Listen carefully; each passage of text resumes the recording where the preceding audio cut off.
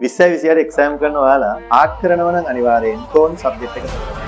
එහෙම කියන්නේ හේතුව ආර්ට් කරන ඔයාලට පුළුවන් ඉකෝන් කරලා තියෙනවා නම් ඉකෝන් ඩිග්‍රී එකක් කරගන්න. ඒ ඩිග්‍රී එක කරගත්තට පස්සේ ජනලේඛන සංඛ්‍යා ලේඛන දෙපාර්තමේන්තුවට යන්න, මහා බැංකුවට යන්න, ඕනම වාණිජ බැංකුවකට යන්න, පෞද්ගලික අංශයේ ලංකාවේ පිටරට කළමනාකරන ශිෂ්‍යයෙක් රැකියාවක් කරන්න හැකියාව ඔයාලට තියෙනවා. ඉකෝන් කරද්දී ගොඩක් වෙලාවට ළමයින්ට තියෙන ප්‍රශ්නයක් තමයි සබ්ජෙක්ට් එකට බය. සබ්ජෙක්ට් එක ගොඩ දාගන්න පුළුවන් වේද කියන විශ්වාසයක්. ඒකට ඔයාලට දෙන්න තියෙන ලොකුම විශ්වාසය, හොඳම විශ්වාසය තමයි මගේ දරුවෝ මේ වෙද්දී පේරාදෙණිය, රුහුණ, ජයවර්ධනපුර, කැලණිය මේ විශ්වවිද්‍යාලවල ආර්ථික විද්‍යාව උපාධියම කරනවා. A level ආර්ට් කරනවා. ඒ දරුවන්ට වගේම ඔයාලට රිසල්ට් එකක් දාලා අනිවාර්යෙන් කැම්පස් යවන්න. මගේ ක්ලාස් එකේ තියෙනවා සබ්ජෙක්ට් එක උගන්වනවට අමතරව ප්‍රතිඵල සංවර්ධන වැඩසටහන.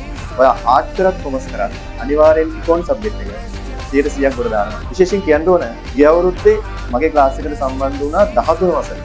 හරියට මුදල් බැංකු පාඩමට සම්බන්ධ වෙන 13 වසරේ පළවෙනි පාඩම. එයාට ඉකෝන් වලට 100ක් තිබ්බා. එයා ආර්ට් කරේ. අද විශ්වවිද්‍යාල සුදුසුකම් ලැබලා තියෙනවා. ඉතින් එන්න ආර්ට් කරනවා නම් ඔයා අනිවාර්යෙන් ඉකෝන් තෝරගන්න. ජාතික මට්ටමේ ප්‍රතිඵලයක් උදෙසා ඉකෝන් නම් හැම හිතකම දර්ශන තලවත්තගේ